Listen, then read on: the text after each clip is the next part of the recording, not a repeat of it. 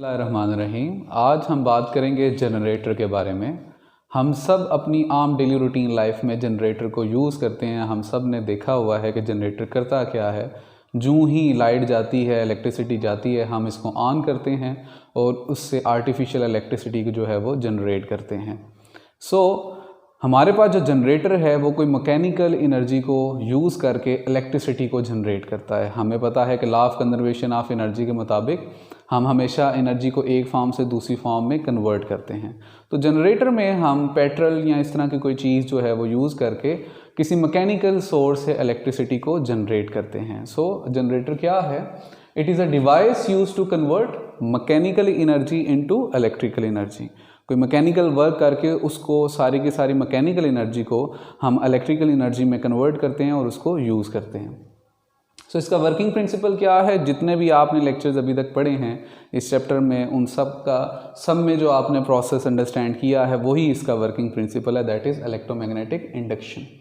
Electromagnetic induction के भी different cases आपने देखे हैं, उसमें से एक था मोशनल ईएमएफ। तो मोशनल ईएमएफ वाला जो सारे का सारा कंसेप्ट है उसकी बेस पे हमारे पास जनरेटर जो है वो चलता है। मोशनल ईएमएफ में क्या था कि जब कोई कंडक्टर मैग्नेटिक फील्ड में मूव करता है, अपनी जगह को बार बार चेंज करता है, तो उसमें गुजरने वाली मैग्नेटिक फील्ड लाइन चेंज होती हैं, जिसकी वजह से उस कंडक्टर के अंदर इंड्यूस करंट जनरेट होती है। यही इसका वर्किंग प्रिंसिपल है।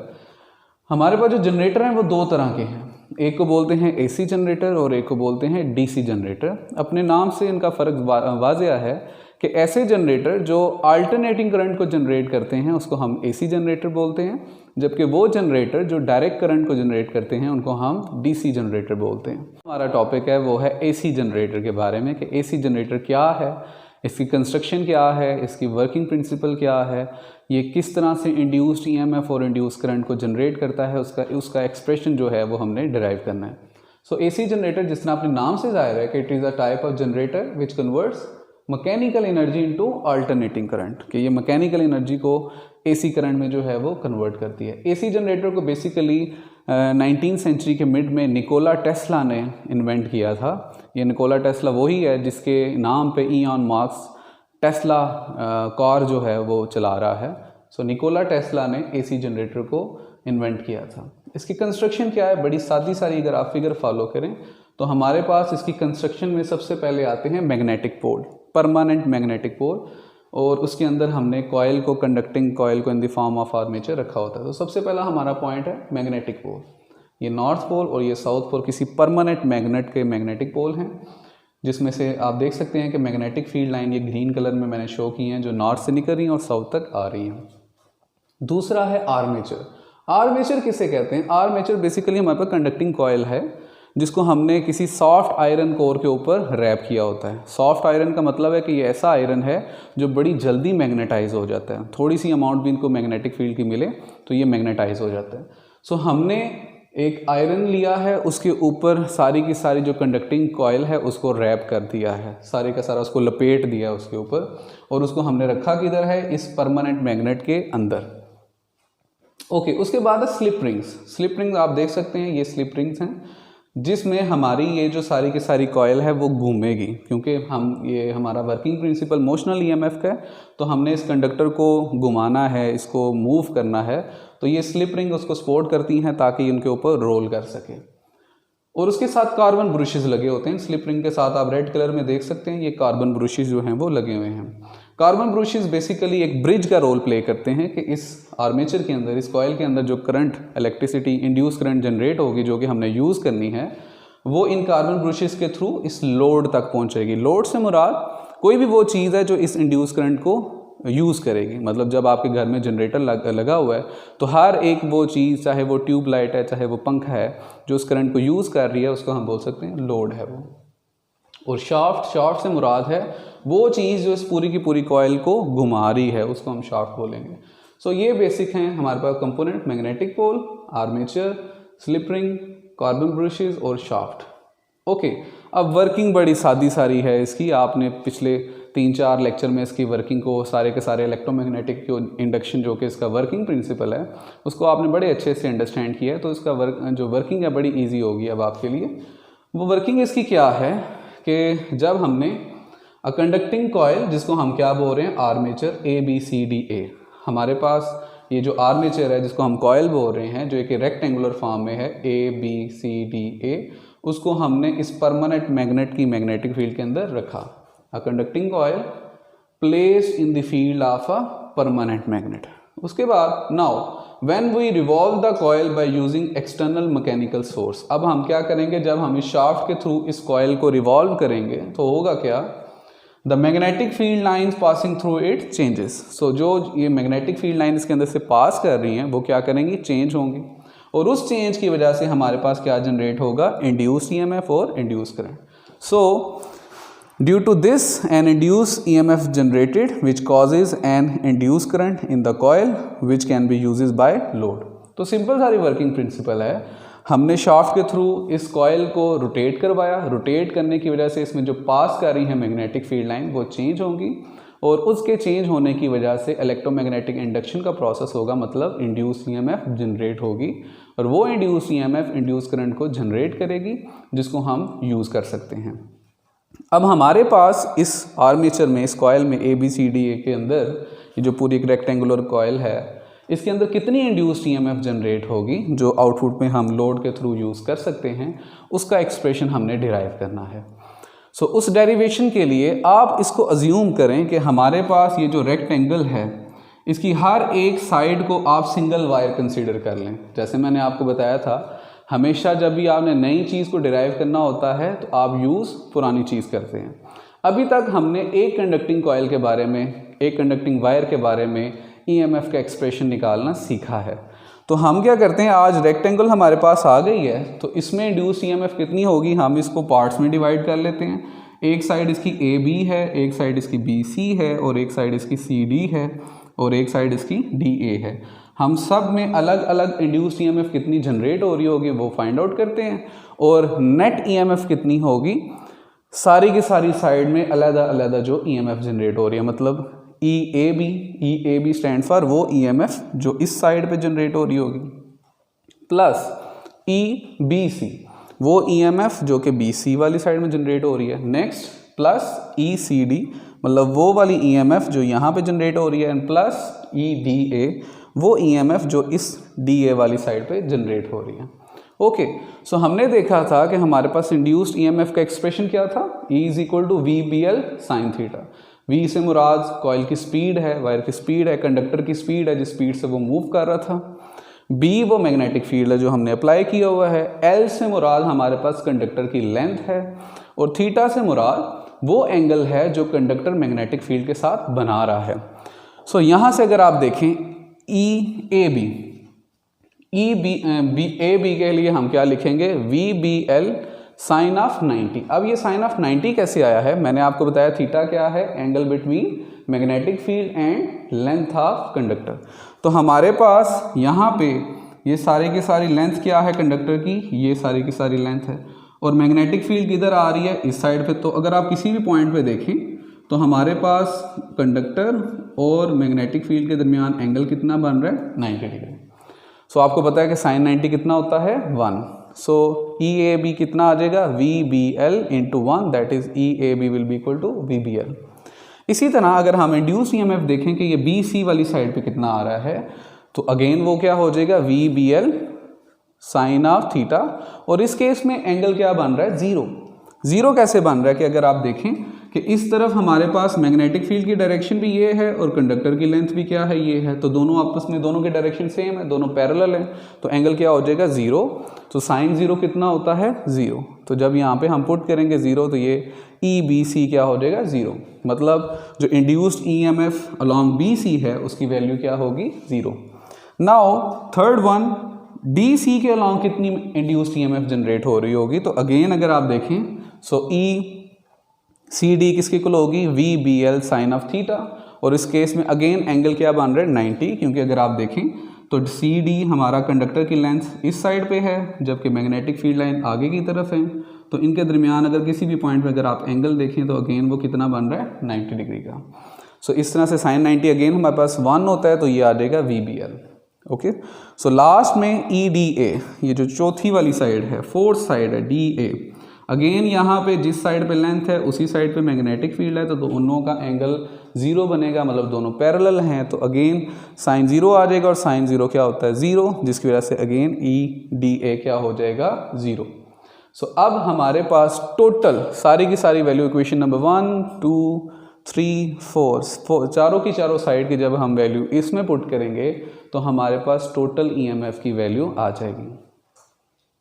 हम इस इक्वेशन में पुट करेंगे इक्वेशन नंबर 1 में, तो हमारे पास कुछ सिचुएशन इस तरह की बन जाएगी। Total EMF will be equal to VBL plus 0 plus VBL plus 0। So total EMF आ जाएगी 2VBL। सो अगर हमारे पास कोई कॉइल हो जिसमें n नंबर ऑफ टर्न्स हो, हमने देखा था कि जितने नंबर ऑफ टर्न्स बढ़ते जाएंगे उसी हिसाब से कॉइल का एरिया बढ़ता है और उसी हिसाब से इंड्यूस्ड EMF भी बढ़ती है। तो लेट्स सपोज हमारे पास कोई कॉइल है जिसके n नंबर ऑफ टर्न्स हैं, तो यहाँ पे हमारे पास एक्सप्रेशन क्या बन जाएगा 2NVBL। L से मुराद है लेंथ ऑफ कॉइल, B से मुराद है वो मैग्नेटिक फील्ड की वैल्यू जो हमने यहाँ पे जिस वैल्यू का मैग्नेट यूज़ किया हुआ है, N से मुराद नंबर ऑफ टर्न्स हैं, 2 कांस्टेंट है, और V क्या है स्पीड ऑफ कॉइल कि जिस स्पीड से वो मूव कर रही है। तो यहाँ पे जो हमारी मोशन हो रही है कॉइल में वो एंगुलर मोशन हो रही है। हमें पता है कि एंगुलर वेलोसिटी जो होती है वो किसके इक्वल होती है R ओमेगा। तो यहाँ पे हम R ओमेगा की वैल्यू पुट करते हैं तो हमारे पास एक्सप्रेशन ये बन जाएगा N omega B 2RL। Similarly हमारे पास एरिया ऑफ कॉइल क्या होता है, एरिया किसके इक्वल होता है लेंथ इनटू विड्थ। कॉइल की लेंथ कितनी है कैपिटल L और विड्थ कितनी है, विड्थ को अगर देखें तो ये हमारे पास टोटल कोई भी CB तक या DA तक देख लें तो हमारे पास जो विड्थ है वो किसके इक्वल होगी हमारे पास, क्योंकि ये कॉइल एक अपने एक्सिस के इर्द गिर्द क्या कर रही है रिवॉल्व कर रही है। इसका ये वाला पॉइंट जो है यहाँ पे कोई ना कोई इसका हम एक्सिस बना सकते हैं जिसके इर्द गिर्द वो क्या कर रही है रिवॉल्व कर रही है।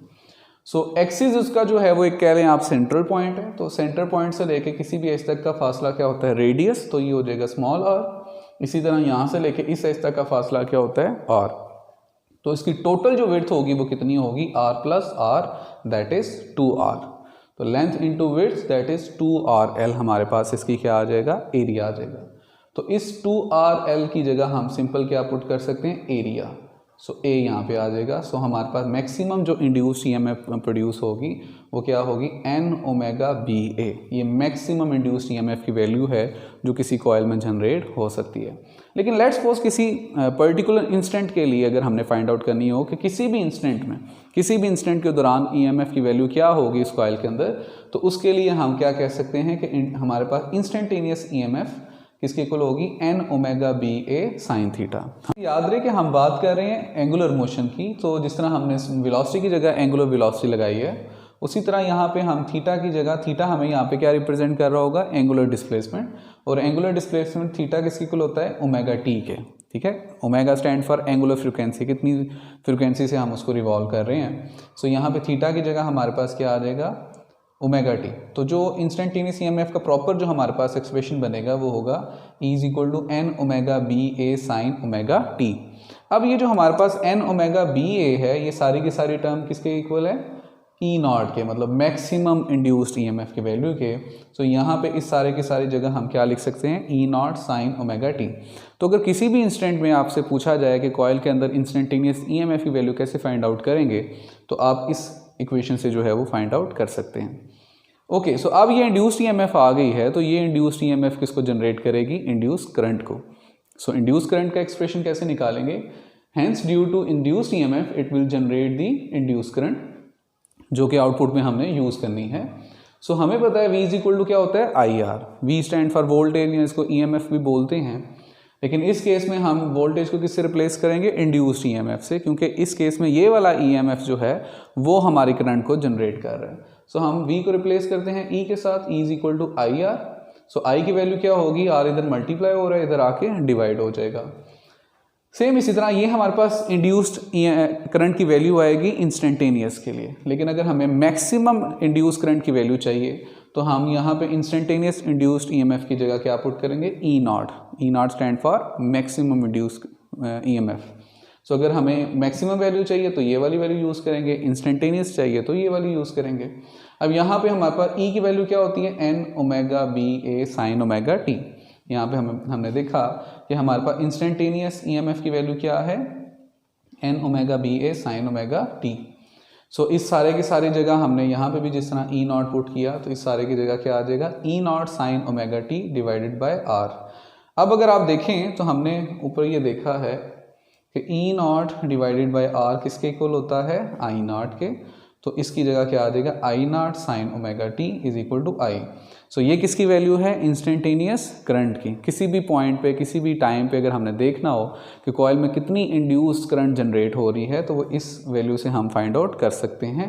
सो अगर हम देखें तो ये कितनी चीज़ों पर डिपेंड करती है, I naught sine omega T. I naught जो है वो इसके इक्वल है। अब जितनी ज़्यादा इंड्यूस्ड ईएमएफ होगी उतनी ज़्यादा इंड्यूस्ड करंट होगी। अब हमारे पास जो इंड्यूस्ड ईएमएफ है वो किन चीज़ों पे डिपेंड करिए, अगर आप देखें तो कैपिटल एन के नंबर ऑफ टर्न्स कितने हैं, ओमेगा के कॉइल की जो एंगुलर फ्रिक्वेंसी है वो कितनी है, बी से मुराद हमने कितना पावरफुल मैग्नेट जो है वो यूज़ किया हुआ है और जिसमें कॉइल जो है वो पड़ी हुई है, and A stand for area of coil. इन सारी की सारी चीज़ों पे इंड्यूस्ड ईएमएफ डिपेंड कर रही है। तो इन सारी चीज़ों की वैल्यू जितनी ज़्यादा होगी उतनी ज़्यादा इंड्यूस्ड ईएमएफ होगी, और जितनी ज़्यादा इंड्यूस्ड ईएमएफ होगी उसी हिसाब से इंड्यूस्ड करंट की वैल्यू जो है वो इंक्रीज़ करेगी। हम इस इक्वेशन में देख सकते हैं कि इंड्यूस्ड करंट की जो वैल्यू है वो साइन का फंक्शन है, मतलब हमें जो आउटपुट में इंड्यूस्ड करंट मिलेगी वो इन the form of sinusoidal wave मिलेगी, जो कि कुछ इस तरह की वेव हमारे पास बनेगी। वो कभी मैक्सिमम पे जाएगी, कभी मिनिमम पे आएगी, तो इस तरह का कोई साइनोसाइडल जो है वो वेव फंक्शन बनाएगी। अब ऐसा होता क्यों है उसकी एग्जाम्पल समझने के लिए आप इस रजिस्टर की एग्जाम्पल लें। फॉर एग्जाम्पल ये जो रजिस्टर है ये भी रेक्टेंगुलर फॉर्म में है, तो आप इसको कॉइल कंसिडर कर सकते हैं, सेम उसी की शेप में है। तो होता क्या है कि जब हमारे पास ये जो रजिस्टर है जिसको मैं कॉइल बोल रहा हूँ उसको हम एक्सटर्नल सोर्स से फोर्स लगाएंगे। इस वाली साइड को मैं ऊपर की तरफ फोर्स लगा रहा हूँ और इस वाली साइड को नीचे की तरफ फोर्स लगा रहा हूँ उसको घुमाने के लिए। तो होगा क्या, शुरू में वैल्यू 0 थी, जो इसको फोर्स लगी इसने ऊपर आना शुरू किया तो हमारे पास वैल्यू जो है वो 0 से बढ़ना शुरू करेगी। क्यों बढ़ना शुरू करेगी, क्योंकि जो हमारे पास एंगल है, इधर से जो मैग्नेटिक फील्ड लाइन आ रही है, यहाँ से मैग्नेटिक फील्ड लाइन आ रही है और ये ऐसे इसका एंगल चेंज हो रहा है, और जो इसका एंगल चेंज होगा उसमें से गुजरने वाली मैग्नेटिक फील्ड लाइन भी जो है वो चेंज होगी, तो उसमें इलेक्ट्रोमैग्नेटिक इंडक्शन का प्रोसेस होगा और उसमें induced EMF as well as induced current जो है वो जनरेट हो रही होगी। सो जो इसकी वैल्यू इसकी जो डायरेक्शन है ये ऊपर की तरफ जाएगी, हमारे पास जो मैग्नेटिक फील्ड और इस कॉइल की लेंथ के दरमियान जो एंगल है वो बढ़ता जाएगा, और जो एंगल बढ़ेगा उसकी वैल्यू ज़्यादा से ज़्यादा होती जाएगी अनटिल के हमारे पास वैल्यू मैक्सिमम कहाँ पे आएगी, जब ये बिल्कुल हमारे पास मैग्नेटिक फील्ड और रेक्टेंगुलर कॉइल के दरमियान जो एंगल है वो कितना बन जाएगा, 90 डिग्री का। क्योंकि हमने देखा है कि हमारे पास मैक्सिमम वैल्यू कहाँ पे आती है, जब हमारे पास साइन क्या होता है, 90 डिग्री का होता है। तो मैक्सिमम वैल्यू लेट्स सपोज हमारे पास कहाँ पे आई, 90 डिग्री पे।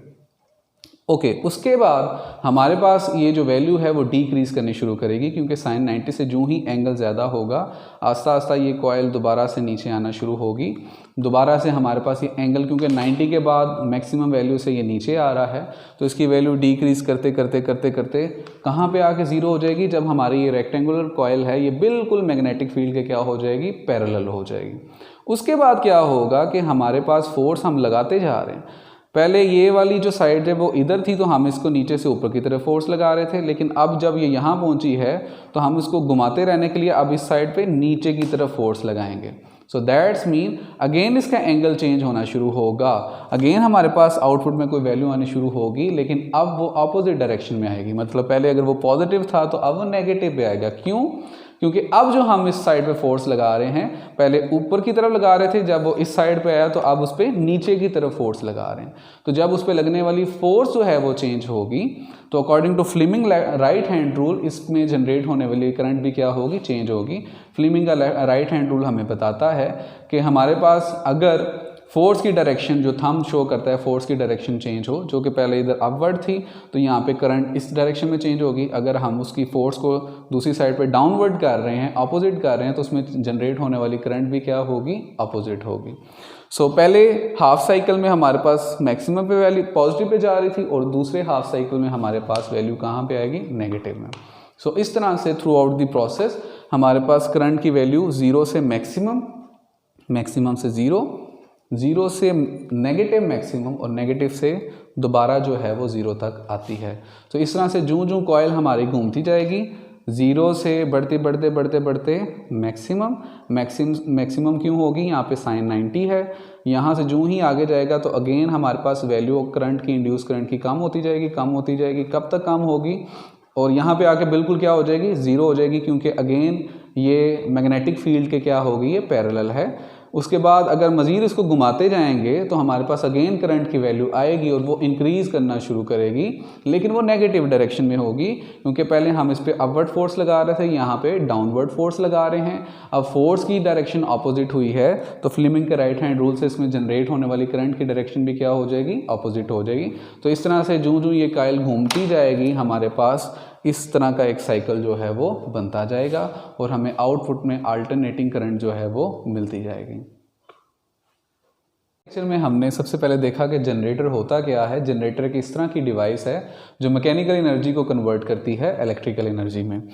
जनरेटर की टाइप्स दो हैं, एक को बोलते हैं एसी जनरेटर और एक को बोलते हैं डीसी जनरेटर।